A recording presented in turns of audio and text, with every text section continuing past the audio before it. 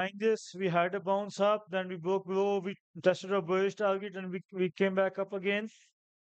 So, guys, what am I going to do? I'm going to get rid of all of my doings, go to the 4 hour, and the 4 hour has only 16 minutes left before closing, and it looks like a very bullish close, guys. So, what I'm going to do, I'm going to go back on the 1 hour, and I'm going to become bullish again, guys. And I will keep on buying as long as I am above 147.3. And my first target would be yesterday's highs, guys. Next target would be next resistance area, which is 148.5, and the first target is 148.1.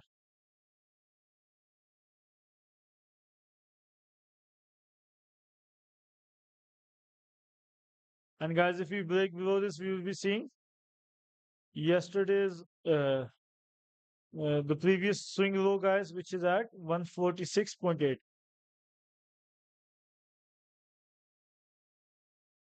So wishing you guys the best of luck. Hope you guys make money buying this.